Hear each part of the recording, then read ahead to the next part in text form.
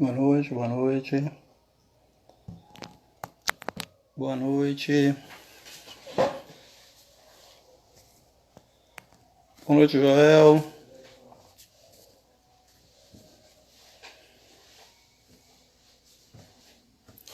Vamos começar, Joel. Vamos lá.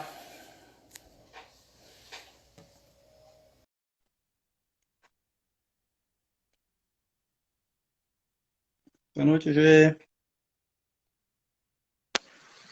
Tudo bom? Boa noite, Ronaldo. Vamos, meu amigo. Mas, então vamos fazer nossa vibração inicial musical de hoje. Aproveitando o Dia das Mães, a gente leva um pouco dessa temática, Ronaldo. Apesar de que o seu Sim. tema seja um tema muito mais abrangente, mas a gente foca um pouco nessa temática.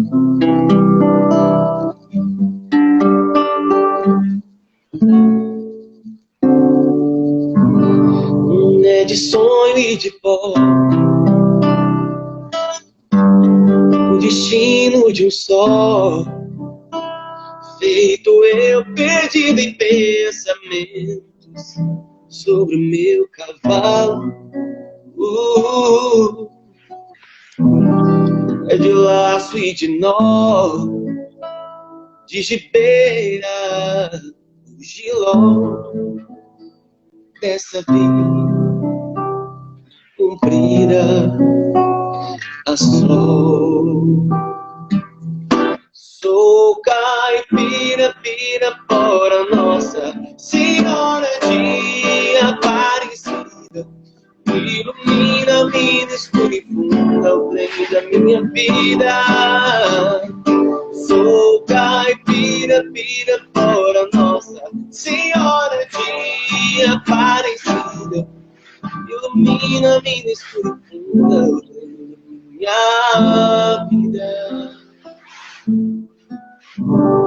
Me disseram, porém, que eu viesse aqui pra pedir de Maria em prece, paz aos desaventos. Como eu não sei rezar, só queria mostrar meu olhar, meu olhar, meu olhar. Sou caipira, pirapora, Nossa Senhora de Aparecida, ilumina-me no escuro, não trem da minha vida. Sou caipira, pirapora, Nossa Senhora de Aparecida, ilumina-me no escuro, não trem da minha vida. Que assim seja. Obrigado, Oi, Joel. Ronaldo. Paz. Boa palestra, irmão. Bem, meus amigos, que Jesus possa nos abençoar em mais uma noite de reflexões sobre a doutrina espírita. Joel nos disse inicialmente que hoje é uma data muito importante, realmente. O Dia das Mães jamais poderá ser esquecido. E mesmo que o nosso tema ele fuja um pouco dessa proposta, nesses momentos iniciais jamais poderíamos deixar de lembrar dessa data, porque ela também representou muita luta. A luta de uma norte-americana em fazer com que o dia do falecimento da sua mãe se tornasse conhecido. Ela lutou durante 2 anos para que a data fosse mostrada para o mundo como uma data importante. E ela fez uma sugestão que todo segundo domingo de maio as mães fossem lembradas através de um cravo branco. Infelizmente, o comércio tomou conta desta data, ela se espalhou por todo o mundo, mas fica aqui a nossa lembrança. Em especial, a uma mãe do Viveiro de Luz que partiu para a pátria espiritual agora recentemente, no dia 29 de abril. A mãe de Aninha, nossa companheira, nossa amiga, nossa colega de trabalho, Cirleide Meira Silva. Todos os familiares que ainda devem estar saudosos, o nosso querido abraço. Bom, vamos iniciar. No Livro dos Espíritos, na questão 783, nós vamos ver uma pergunta muito interessante. O aperfeiçoamento da humanidade segue sempre uma marcha progressiva e lenta. Allan Kardec vai perguntar aos espíritos superiores. E eles respondem: há o progresso, sim, regular e lento. Mais à frente eles vão esclarecer. Mas quando um povo não avança muito depressa, Deus lhes suscita, de tempos em tempos, um abalo físico ou moral que o transforma. É muito interessante esta observação dos espíritos, porque mostra justamente esse momento pandêmico em que nós estamos vivendo. Tá dando para ouvir aí direitinho, gente? A minha voz está chegando, beleza? Marcão? Ok? Sinalizem aí, por favor, para a gente poder continuar. Certo? Ok?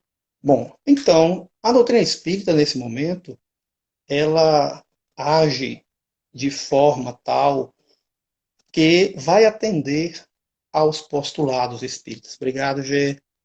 Valeu, Marcão. Todos bem-vindos. Bom, Jaque, Cleide, ok? Mãe, minha esposa, Ângela. A voz está chegando, beleza? Beleza, Joel? Bom, então vamos lá. Prosseguindo com a nossa fala, já que hoje não se trata de uma palestra, mas sim de um diálogo. Gostaria que vocês interferissem de alguma forma, se fosse possível. Bom, então, a doutrina espírita, ela vai adentrar a sociedade em seus aspectos, em seu tríplice aspecto, principalmente, através da sua ciência, da sua filosofia de consequências morais ou de consequência religiosa. Desta forma, nós vamos entender que na doutrina espírita nós temos vários tríplices aspectos. Hoje nós vamos abordar um deles, mas antes disso, vamos recordar que a doutrina espírita, ela nasce através dos postulados de Allan Kardec, que também propõe um tríplice aspecto, quando ele fala que todos nós espíritas deveríamos ter em nossa mente, em nossa bandeira, o trabalho, a solidariedade e a tolerância. Allan Kardec faz esta observação justamente por saber que encontra-se aí um grave problema para nós da humanidade: a convivência, os relacionamentos interpessoais. Nós vamos encontrar em diversas obras da doutrina espírita esse tríplice aspecto bem representado. Aí já faz a observação da fraternidade. Realmente, a doutrina espírita, ela vem nos mostrar a possibilidade de nós sermos mais fraternos. E aí nós vamos adentrar logo mais, aprofundar um pouquinho mais nessa questão. Em todas as obras do Pentateuco espírita, em que Allan Kardec codifica, grafa e busca retirar do ensino dos espíritos essas verdades universais que a doutrina abraça como propostas viáveis para a transformação da criatura humana, nós vamos encontrar logo de início no Livro dos Espíritos, quando Allan Kardec já começa falando sobre Deus, Espírito e a matéria. Então aí nós temos que observar que todas as outras obras também seguem essa mesma linha de pensamento. Logo mais, quando ele escreve em 1861 o Livro dos Médiuns, ele vai abordar os médiuns, o espírito e o perispírito. Mas em 1864, ele percebe que além das questões científicas, além das questões filosóficas, havia a necessidade de que os espíritas buscassem uma fundamentação moral. Então ele lança, em 1864, o Evangelho segundo o Espiritismo. E vamos ver ali mais um tríplice aspecto a ser estudado na doutrina espírita. Quando logo no primeiro capítulo, nós vamos ver Kardec abordando as três revelações. As três revelações, ali inicialmente, Moisés, o Cristo e a própria doutrina espírita, que se apresenta para a humanidade de forma tal que o homem jamais poderia duvidar e, a partir de então, estaria desamparado. A partir daí, nós vamos ver que várias outras tentativas de mostrar que a doutrina espírita avança na sociedade, mostrando esse triplo aspecto de outras maneiras, como também no céu e no inferno, em que Allan Kardec vai falar sobre a morte, vai falar sobre o céu e vai falar sobre o inferno. Em A Gênese, nós vamos ter outro tríplice aspecto a ser estudado. A própria gênese humana e da Terra, os milagres e as predições de Jesus. Isso sem falar, e olha aí, gente, olha, Célia, muito bem-vindos todos que estão chegando agora. Isso sem falar que no próprio livro dos Espíritos nós vamos encontrar, e no Evangelho, mais dois tríplices aspectos que nós poderíamos citar como importantes: a fé, a esperança e a caridade, ou o amor.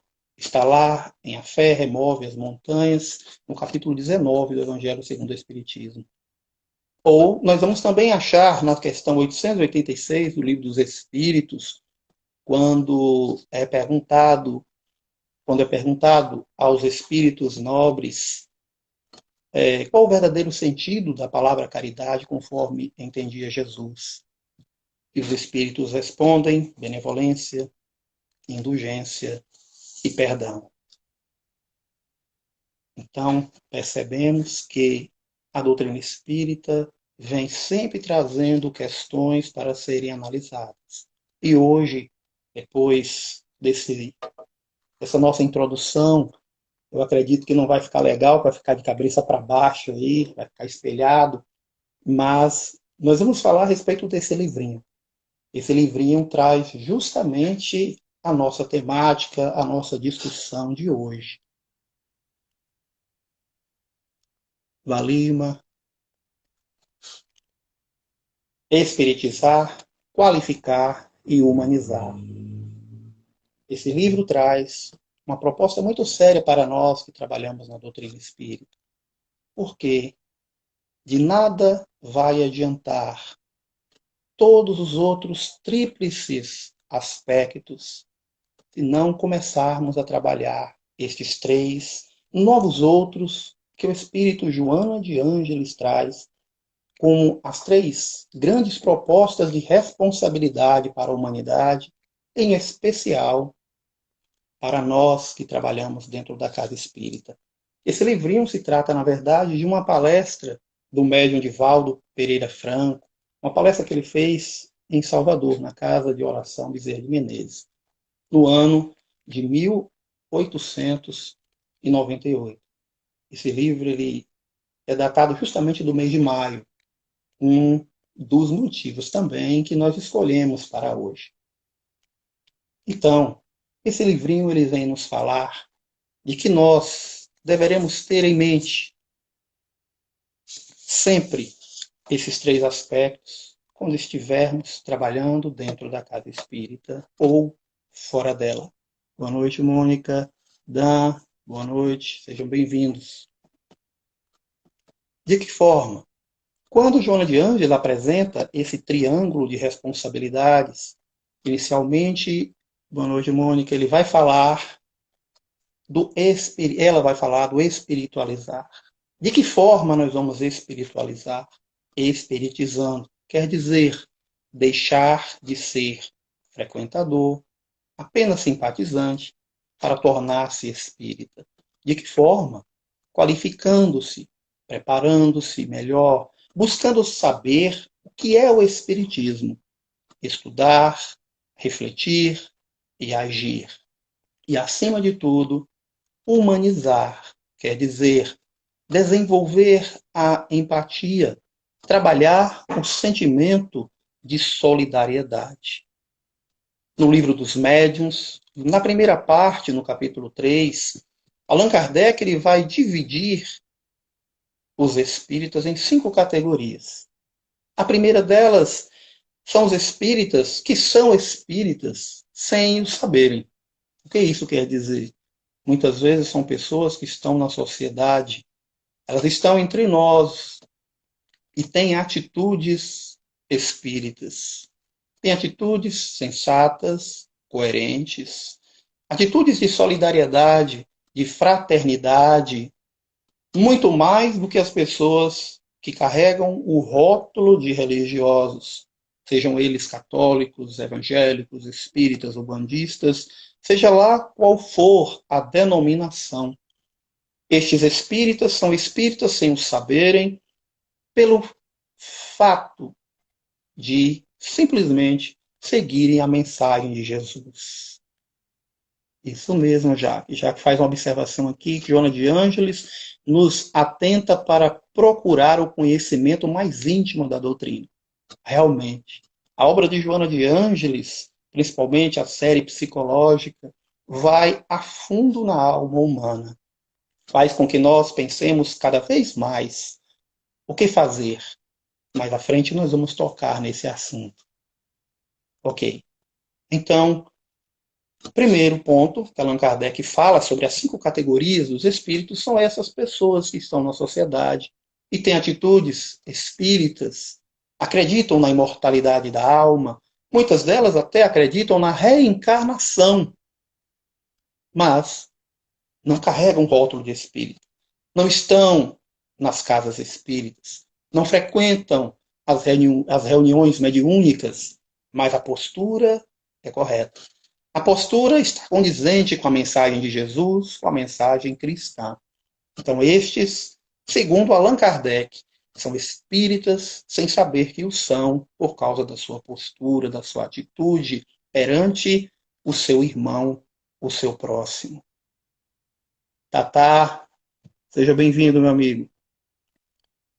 Então, nós vamos perceber que o segundo ponto que Allan Kardec vai nos alertar são os experimentadores. Os experimentadores, segundo Allan Kardec, são pessoas que estão na doutrina espírita por curiosidade. São pessoas que adentram a doutrina espírita para observar o fenômeno mediúnico. Mas, passado este momento, ou não satisfeita a sua curiosidade, essas pessoas, muitas vezes, elas se afastam. Elas não permanecem muito tempo. Muitas vezes elas acham ou falam, se apresentam como espíritas, mas, na verdade, a fragilidade dos seus sentimentos, muitas vezes, estão no fato de estarem esperando ou aguardando que algo mostre para elas que a doutrina espírita é uma realidade, que a doutrina espírita tem que ser provada para elas. Então, elas aguardem que a doutrina espírita mostre a realidade da imortalidade, por exemplo. Aguardam por uma carta de um parente, de um pai, de uma mãe que faleceu e que precisa vir provar a sua existência além do túmulo. Oi, Fabiana, tudo bom? Boa noite, seja bem-vinda. Então, Allan Kardec fala de também os espíritas imperfeitos. Os espíritas imperfeitos, segundo Allan Kardec, são aqueles que não querem vencer os seus vícios, não querem mudar os maus hábitos. Então, Allan Kardec faz essa observação. Ele vai falar também dos espíritas exaltados, que são aqueles espíritas que aceitam tudo sem controle, que não fazem reflexões a respeito das ocorrências mediúnicas ou de algumas mensagens que chegam através de médiuns. Não existe nos espíritas exaltados uma filtragem. Muito bem, Jaque. não querem trabalhar a sua moral. E é verdade. Então nós vamos perceber que Allan Kardec, didaticamente, ele vai falar desse assunto também no Livro dos Espíritos. Assim como ele vai falar dessas categorias no Livro dos Médiuns, aí falta uma ainda que eu não citei, vamos voltar a ela por último. Allan Kardec, no Livro dos Espíritos, lá na conclusão, no item 7, ele aponta que dessas 5 categorias existem 3 graus. Esses 3 graus, eles estão embutidos nessas 5 categorias. Então, o primeiro grau deles são pessoas que se limitam a essas comprovações experimentais. Então, as pessoas ficam simplesmente aguardando o momento de que algo mostre para eles que a espiritualidade é uma realidade. Não buscam, não procuram, não tentam essa transformação. Apenas ficam procurando fenômenos, vão às reuniões mediúnicas, buscam médiums aqui e ali para buscarem satisfazer as suas necessidades, os seus interesses, as suas vontades. Depois Allan Kardec vai falar que o segundo grau desses adeptos são das pessoas que compreendem as consequências morais. Mas compreender as consequências morais ainda não faz com que esse espírita se torne cristão. É justamente a quinta categoria que Allan Kardec vai falar no Livro dos Médiuns. Os espíritas cristãos. Os espíritas cristãos são aqueles, segundo Allan Kardec, que vai falar sobre esse terceiro grau e essa quinta categoria de espíritas, são os espíritas cristãos. Não que os espíritas cristãos sejam perfeitos, não que sejam melhores, mas os espíritas cristãos são aqueles que se esforçam. São aqueles que trabalham cotidianamente para vencerem as suas imperfeições. Eles se esforçam para fazer o bem, para fazer a caridade. Eles buscam a todo momento os seus pontos fracos, as suas fraquezas, para a partir de então tentarem ser pessoas melhores, segundo a proposta da doutrina espírita, exarada em quase todas as obras espíritas que falam a respeito da reforma íntima, de que nós espíritas deveremos ser melhores hoje do que ontem e melhores amanhã do que hoje. Isso aí, Jaque. Esforçam-se para opor domar as suas más inclinações. Pensando em todos nós que estamos na Terra, pensaremos logicamente que somos imperfeitos. Estamos aqui em um planeta que está a caminho da regeneração. E esse caminho de regeneração indica que nós temos um grande percurso ainda a trilhar. A cada passo, uma queda, cada queda, um novo reerguer para continuar a luta pelo aperfeiçoamento. Por isso, Allan Kardec vai nos falar dessa busca pela perfeição. E ele usa a palavra esforço. Quando ele usa a palavra esforço para o espírita cristão, ele logicamente coloca aí a categoria não melhor ou pior, mas aqueles que estão em busca de melhorar e se tornarem espíritos melhores nessa grande caminhada evolutiva.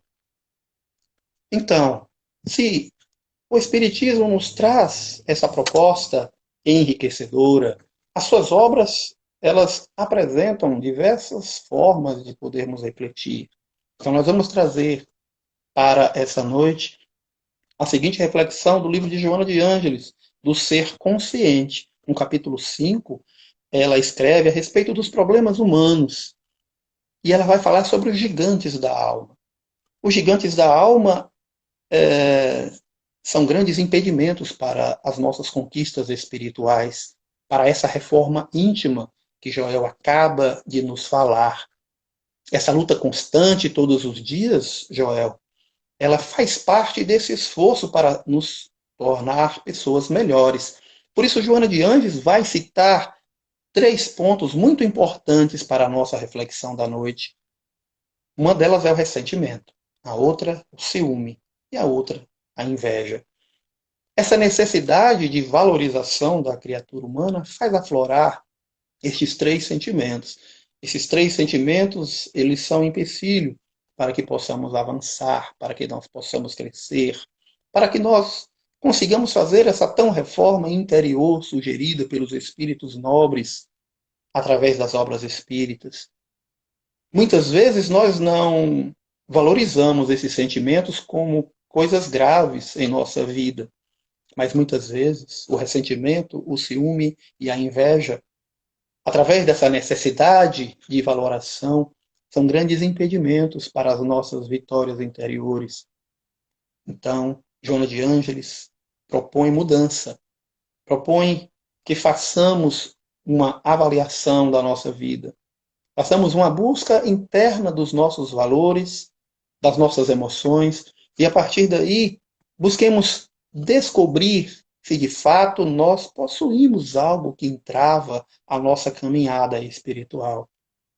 Na verdade, quando ela fala do ciúme, da inveja, do ressentimento, é um alerta para que nós analisemos que já que não somos perfeitos, já que estamos na Terra para aprendermos a evoluir, a nos tornarmos espíritos melhores, deveremos estar atentos a todos esses detalhes, porque muitas vezes um ressentimento pode virar uma mágoa.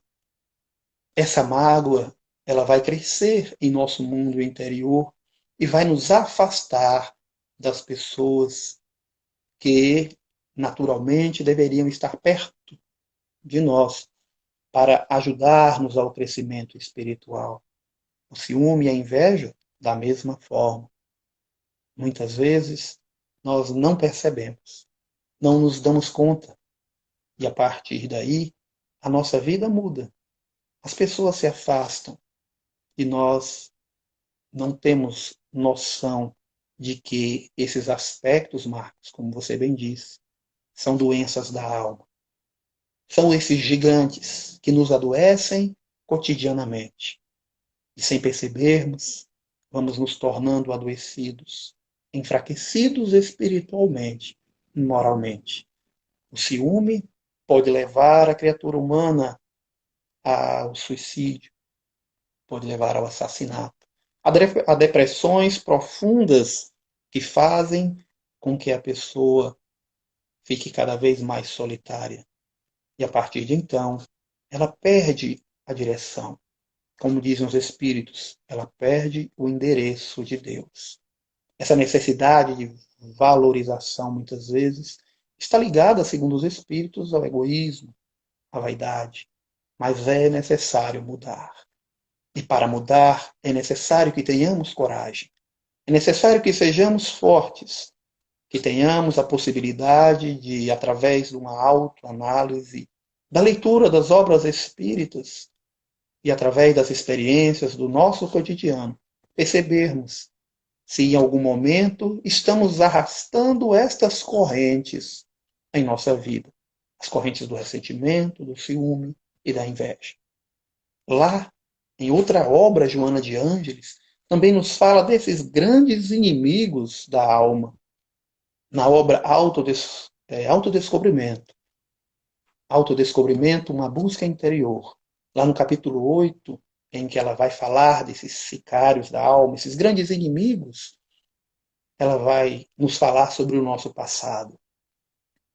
O nosso passado é um grande inimigo para nós espíritas, ou para qualquer um que moreja, que caminha na Terra.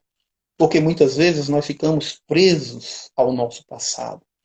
E, assim ficando, nós não nos permitimos viver o presente e vislumbrar um futuro melhor. O passado muitas vezes nos acorrenta, nos impede de caminhar livres para um sucesso, para uma nova vitória, para uma nova caminhada. O passado muitas vezes reflete esses sentimentos que falamos anteriormente, o ressentimento, o ciúme e a inveja. Nós guardamos esses sentimentos e os cultivamos em nossa vida, em nosso cotidiano. Então esse passado acaba virando presente.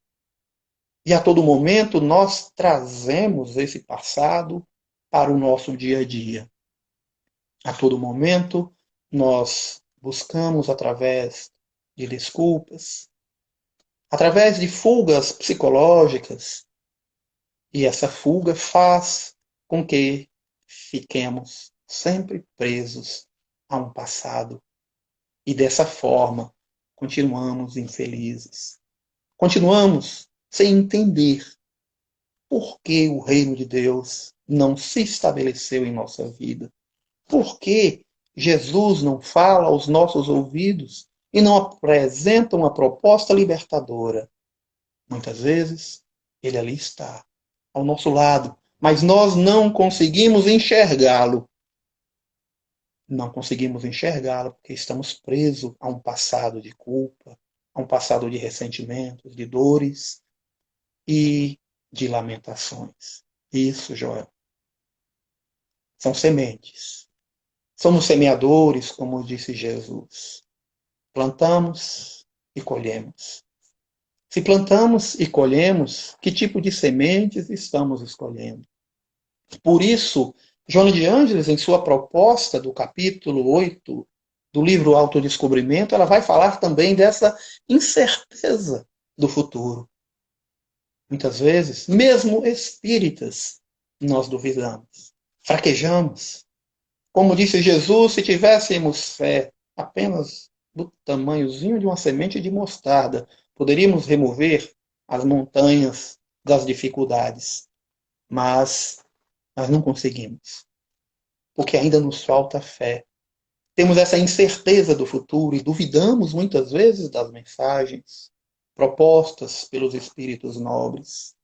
Muitas vezes duvidamos de nós mesmos, da nossa capacidade de superação. Mas, lógico, se estamos presos ao passado, como teremos certeza do nosso futuro? Como entendermos que somos espíritas e espíritos imortais? Como termos essa certeza de que o futuro, inexoravelmente, será feliz para todos nós, já que somos filhos de Deus? E, como Jesus mesmo disse, nenhum de nós está desamparado. Nenhum de nós, como as ovelhas do rebanho divino, estamos desamparados. Estamos todos acolhidos nesse grande rebanho universal, mas nós duvidamos, não temos essa certeza. E buscamos desculpismos, e não buscamos estudar, analisar e refletir a respeito da mensagem dos Espíritos Nobres. E, por isso mesmo, a Joana de Ângeles fala que nós desconhecemos a nós mesmos. Nós desconhecemos a nós mesmos porque não fazemos essa análise, essa proposta de analisar o que somos, o que fizemos, para onde vamos. Porque se não nos reconhecermos como espíritos imortais, como avançar? Isso mesmo. Jesus não nos desampara nunca. Ele está sempre ao nosso lado, como um amigo. Mas muitos de nós ainda vemos Jesus apregoado em uma cruz. Olhamos a mensagem de Jesus e muitas vezes só enxergamos o sangue, a dor, o sofrimento. E aí falamos, Jesus sofreu por nós. Estamos salvos porque ele derramou sangue por nós. Estamos libertos. Mas esquecemos da sua mensagem libertadora. Esquecemos do seu exemplo, do que ele falou, do que ele pregou para a nossa libertação. Então, muitas vezes, nós desconhecemos a nossa própria realidade espiritual. Desconhecemos as nossas potencialidades. A proposta de Jesus é muito clara. Nós somos deuses. Nós podemos avançar. E se somos deuses, nós temos um potencial para crescer, para aprender, para desenvolver em nós todos os sentimentos da sua mensagem. a mensagem que nos liberta, que nos faz criaturas melhores. Isso, Jesus é o nosso exemplo maior. Na Terra, foi ele que nos indicou um roteiro seguro. Por isso, os Espíritos disseram que ele é, de fato, o nosso guia. E ele nos guiando, temos tudo para poder vencer as nossas imperfeições. Não sei se cabe, mas há uma história muito interessante que, à primeira vista, ela pode parecer despretensiosa, mas ela guarda uma mensagem muito interessante que eu desejo compartilhar com vocês. É a história de um homem chamado Phil. Phil, ele trabalhava como meteorologista. Ele falava a respeito do tempo nos Estados Unidos. E ele foi convidado, juntamente com Rita e com Larry, para poderem ir até uma cidadezinha no oeste da Pensilvânia, nos Estados Unidos, logicamente, para falarem sobre o Dia da Marmota. Esse dia era um dia muito especial, porque as pessoas de toda a cidade, as pessoas se reuniam para comemorar o fim do inverno. E eles pegavam uma marmota, levavam para um palanque na praça, era uma cidade muito pequena, poucas pessoas, e ali eles faziam a transição naquele período de frio, de gelo, para dias melhores. E Bill Murray, que é o ator responsável por interpretar Phil, vai nos falar a respeito de um homem muito egoísta, de um homem arrogante e de um homem vaidoso. Ele apresenta essa passagem, né, de um inverno para dias melhores, do dia da marmota de maneira muito jocosa, e vai para o hotel e dorme. No outro dia ele acorda às 6 horas, levanta-se e percebe que não havia passado um minuto sequer. Sérgio, seja bem-vindo. Não havia passado um dia sequer. Ele, na verdade, estava revivendo o dia anterior. Ele achou aquilo muito estranho. Reviver todos os seus passos do dia anterior lhe pareceu a primeira vez loucura, mas ele percebeu com o tempo que era verdade. Todos os dias, ao acordar, ele repetia todas as mesmas ações do dia anterior, até que ele percebeu que ele poderia mudar a sua vida. Todas as cenas que se apresentavam no dia anterior poderiam ser modificadas. Ele poderia agir diferente. Ele poderia fazer a diferença. Então, no dia anterior, ele tinha passado por um mendigo e não tinha ajudado. Tinha ignorado aquele mendigo. Então, ele vai, a partir das repetições das suas ações, e ajuda o mendigo pela primeira vez. Com o passar dos dias, no mesmo dia, já que ele vivia infinitamente o mesmo dia durante anos, ele foi percebendo que aquele mendigo estava doente. E ele passou a se sensibilizar com aquele senhor e passou a ajudá-lo. Ajudando, Phil começou a melhorar as suas atitudes. Ele percebeu que não tinha talento algum, então ele começou a praticar piano. E com o passar dos dias dentro daquele mesmo dia, ele se tornou um exímio pianista.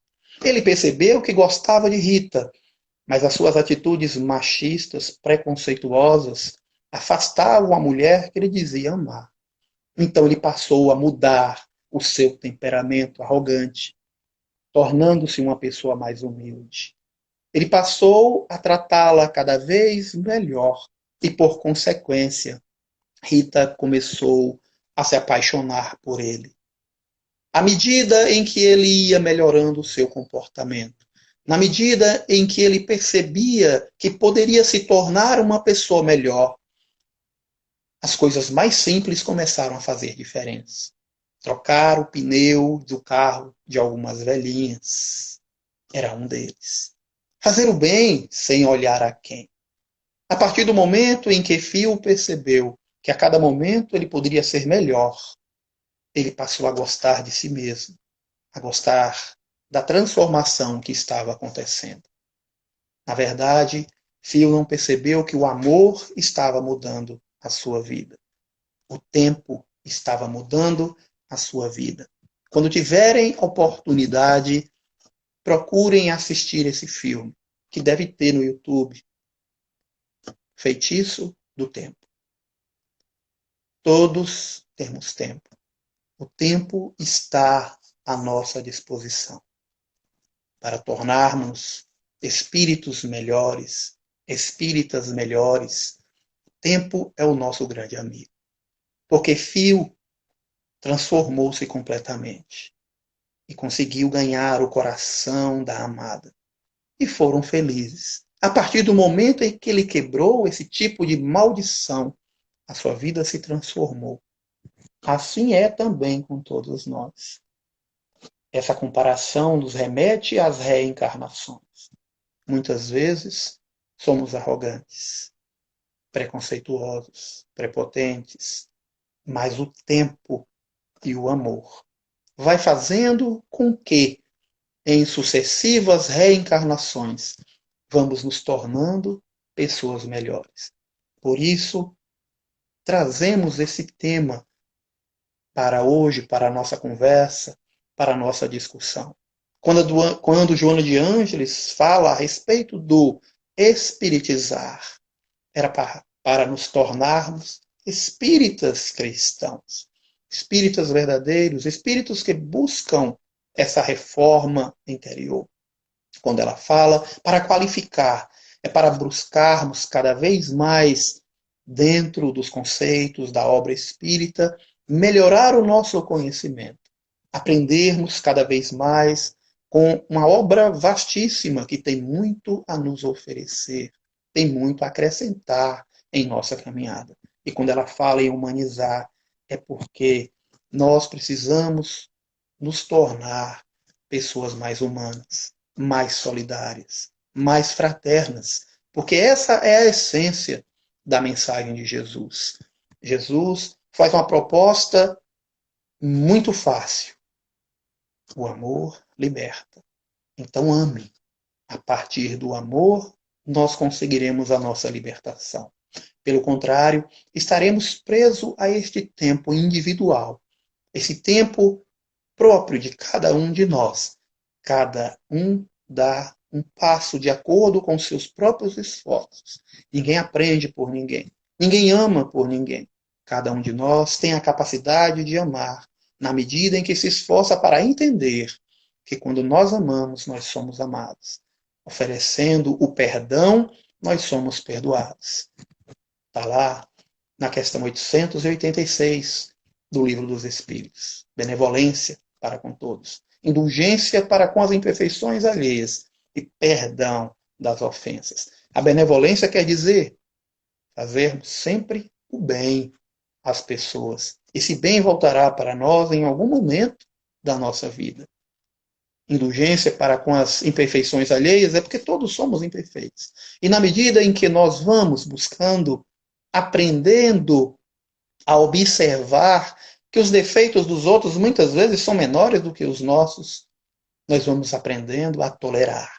Essa indulgência, na verdade, é entendimento de que somos tão imperfeitos como os outros.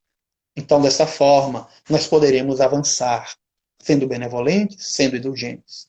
Mas o perdão é necessário. Esse perdão é o perdão incondicional, como disse Jesus. É aquele perdão que não mede consequências. É o perdão de coração aberto para um novo entendimento, na proposta de que nós somos espíritos que nos reencontramos em diversas reencarnações. E aquilo que não conseguirmos resolver hoje, terá que ser resolvido amanhã. Não podemos fugir dessas questões. Apesar de Allan Kardec, no Livro dos Médiuns, lá no capítulo que fala sobre o método, ele dizer: antes de tornar um materialista espírita, é necessário um esforço para torná-lo espiritualista. Buscando fazer parafrasear essa questão, nós poderíamos dizer, diante de tornar um simpatizante espírita, é necessário esforço para que verdadeiramente possamos compreender os princípios da doutrina que estamos abraçando. Boa noite, Flávia. Então, desta forma, nós vamos caminhando, nós vamos entendendo essa proposta de Joana de Ângeles.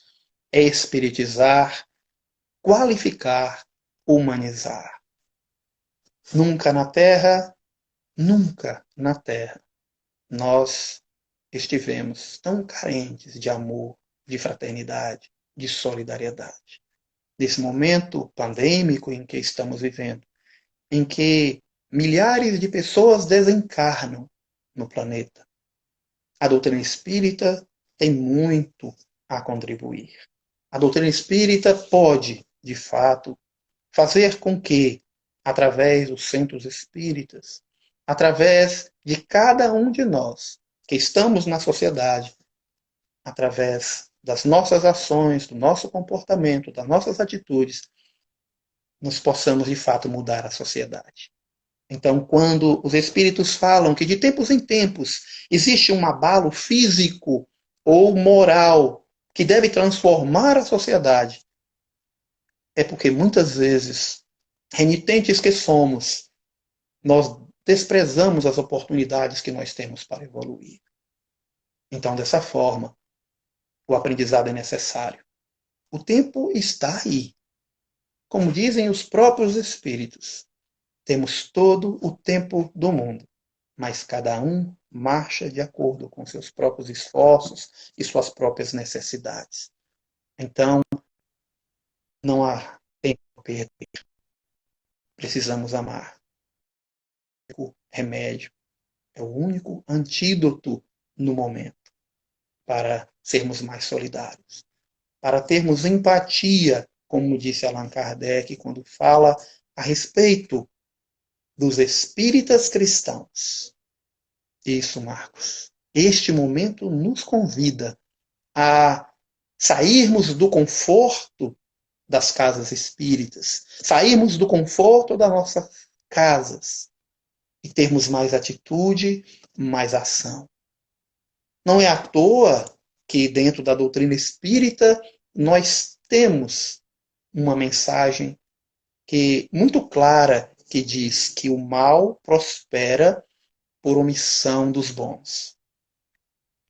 Então, se a doutrina espírita é capaz de mobilizar a nossa vida e tornar de nós pessoas melhores, é necessário sair da palavra para a ação.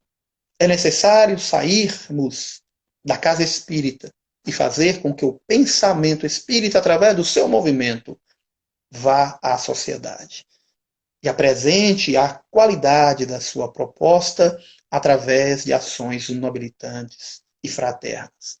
Isso, Flávia nos fala aqui sobre o aprender na dor. De fato, um dos ensinamentos espíritas é esse.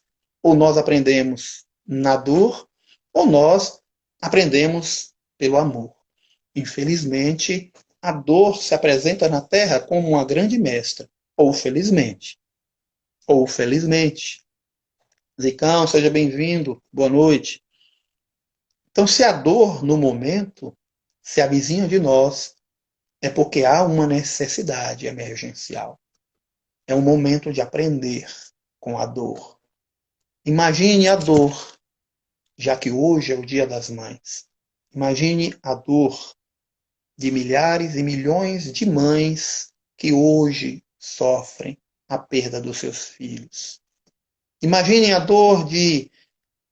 Boa noite, meu brother. Imagine a dor de milhões de mães que velam pelos seus filhos, ou de filhos que velam por suas mães, pelos seus pais, nesse momento em que estamos atravessando.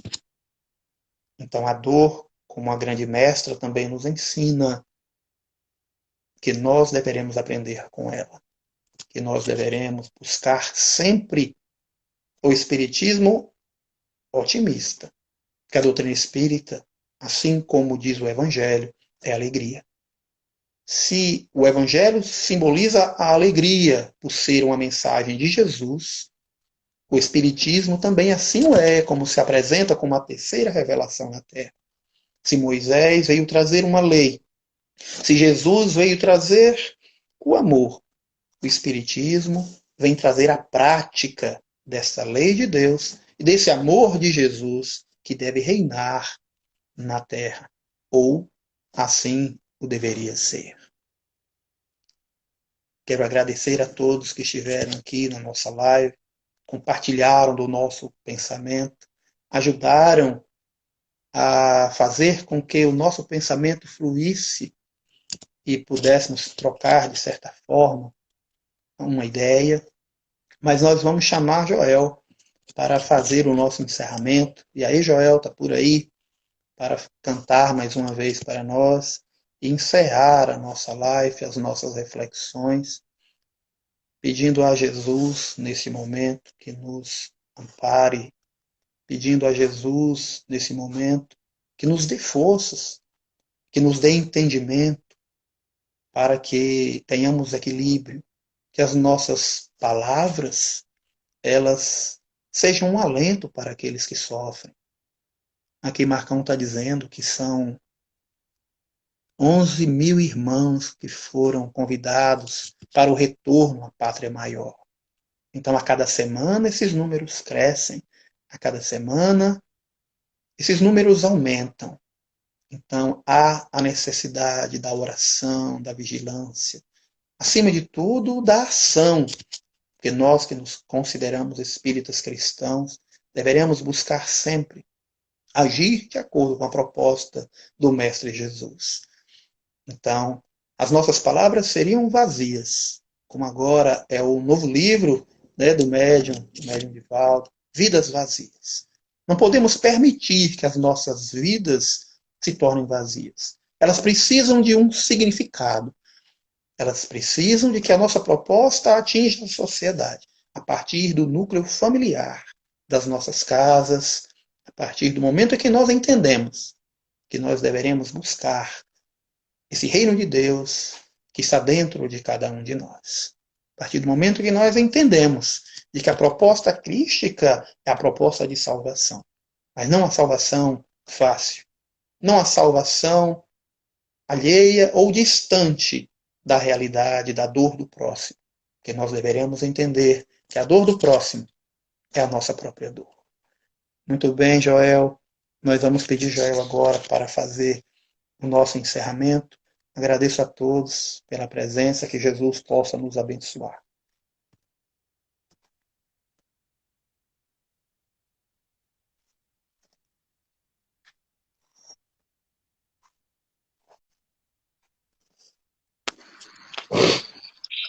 E aí, Ronaldo, muito obrigado, irmão, pela reflexão. Reflexões bastante profundas, de fato, para nossa atual conjuntura, né?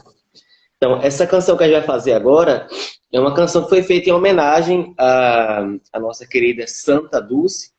E como mãe, né, da Bahia, a gente faz essa música e quem conhecer só cantar aí de casa.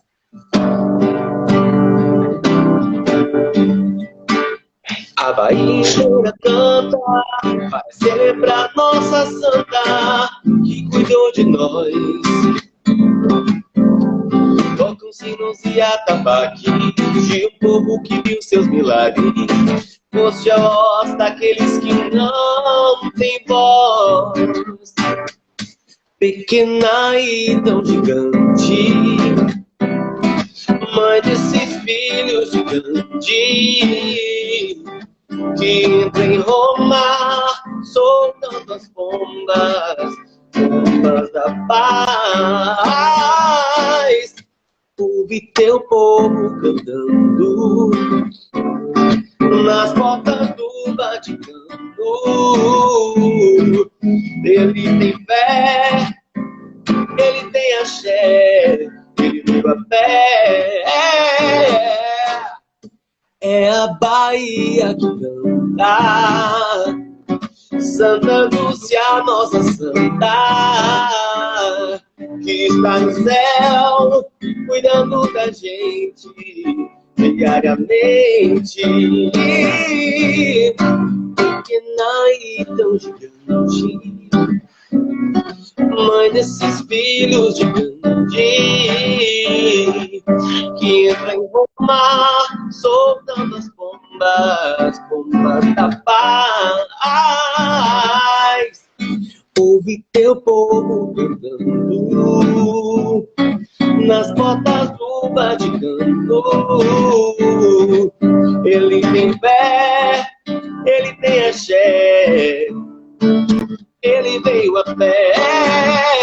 É a Bahia que canta, Santa Lúcia, nossa santa, que está no céu, cuidando da gente diariamente. Pequena e tão gigante, mãe desses filhos de Gandhi, que entra em Roma, soltando as bombas da paz. Que entra em Roma, soltando as bombas, bombas da paz.